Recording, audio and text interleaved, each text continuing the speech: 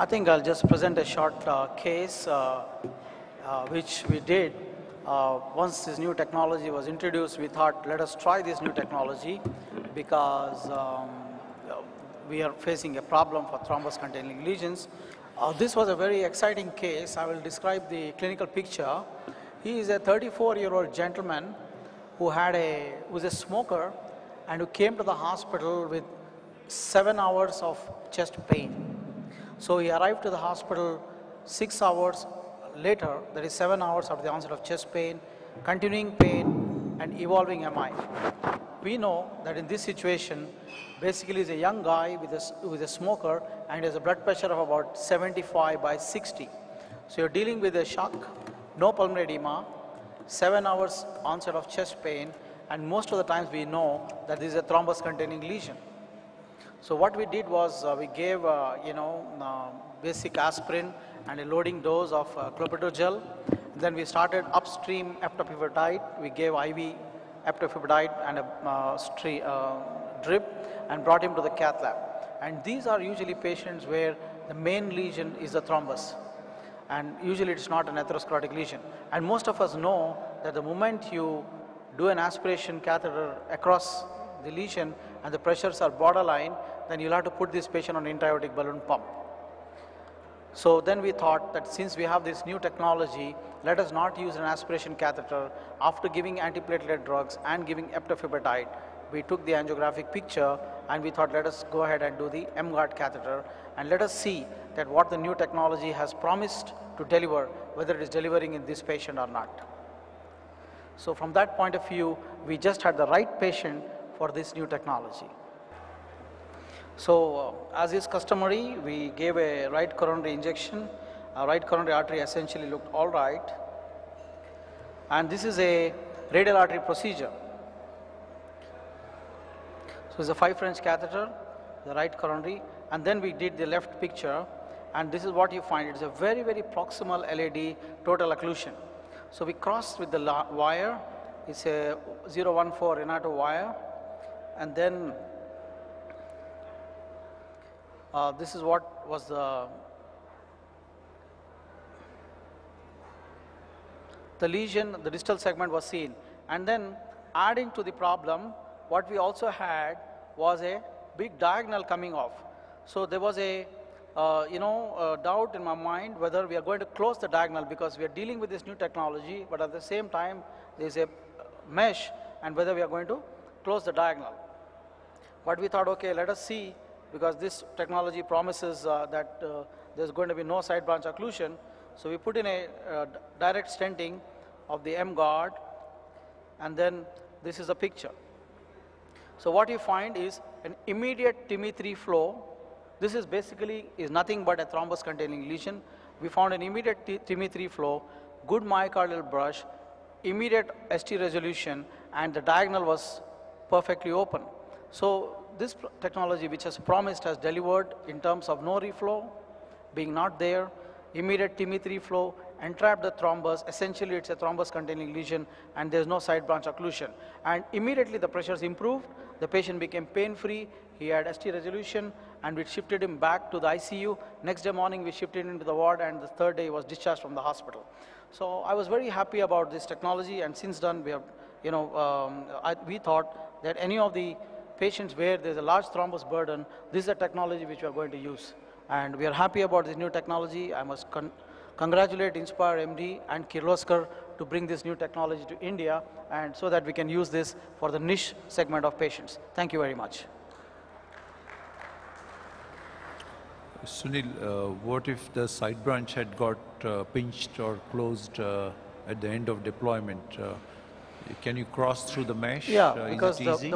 as I said, the pore size is about 150 microns, so you can easily cross the side branch with a wire and put in another stent in case it requires to be done. Yeah, but usually there's no lesion there, it's only a thrombus. So it's very unusual that you require another stent because you don't stent a thrombus. And usually your TB3A inhibitor, your nitroglycerin, and your nicorandil, your adenosine will take care of the problem. So this is a young guy with a thrombus-containing lesion. There's hardly any lesion, no atherosclerotic lesion. So it's very unlikely that you'll have you need another stent in the side branch. So that was the premise, and it worked in this patient. So But in would case this- required, it can be done. Would this be a strategy that you would take forward and say that if you had a large thrombus-containing lesion in a patient, you would certainly apply the M-Guard as a strategy? You may use other strategies as well. For example, you may want to give medication down the artery. You may, I'm not saying that you showed that aspiration before, it was like sending distal embolization down, but maybe some people may think of combining the aspiration with the M-Guard. What would be your take on this? Would you? No, actually, I have been a big user of aspiration devices, and I know that no reflow is still very common, and 40 to 50% of the time there is no aspirate in the thrombus. Though 40%, 50% you still get a thrombus. But when you are able to entrap, why try to push it downhill, aspirate certain thing? You are actually messing around, and the data shows that no aspiration give better results with a good entrapment of thrombus than trying to aspirate and then put in a stent. So that's my take with the present studies, but I'm sure a lot more studies will be done in the future. But this is a new technology which we have it in our hand at the moment. What is your thought? What would be your strategy if the stent didn't go down? Because that could happen at times. If you don't, then it would be. No, maybe then I will possible just use a 1.5 balloon, dilate it, and then go, because it's a very low profile catheter, so I think it should be possible to do it here. What's your take on GP blockers? I think the GP blockers, you say also may go down with this kind of No, I protection? think, 2B3A, I think because when there's a large thrombus containing lesion, at the present time, I would still give 2B3A, because your aspirin and clopidogrel is going to take time, and sometimes we can use the newer drug, but then it's better to give a 2B3A, because when you're suspecting a thrombus containing lesion, medication, the pharmacological rheolysis is not going to hurt you. Your aspiration catheter is going to hurt you. So you do pharmacological rheolysis, and rest of the thrombus you just entrap by your mesh. Is there some role for intracoronary apixaban in this situation? Most of the times we have been giving intracoronary, because when you raise the drug concentration level at a particular point, there's data which shows that intracoronary helps rather than just giving IV, because you raise the drug concentration acutely when you give a bolus dose down the artery, and then that helps in the better platelet disaggregation. There are some studies which show that it might be beneficial to give intracoronary. There was a recent study which said that intracoronary helps because you give high drug concentration, you deliver the drug just like when you gave TPA, instead of giving 100 milligram, you give 5 milligram in the circulation, in the cerebral circulation, and it worked. So raising high drug concentration helps. In STEMI patients, would you, now there's so much data to suggest that bivalirudin is better because compared to unfractionated heparin. And in fact, in the Horizons AMI data, it suggests that if you gave a small dose of heparin and then used that along with bivalirudin, something like 3,000 units of heparin, then even catheter-based thrombus was much less. Yeah, in fact, today morning we had a session on bivalirudin versus heparin, and that study showed that equal efficacy, less bleeding complication, and the less chances of hit. Yeah. Any questions from the audience? Yeah, Vijan, you want to ask something? Can you give a mic over to?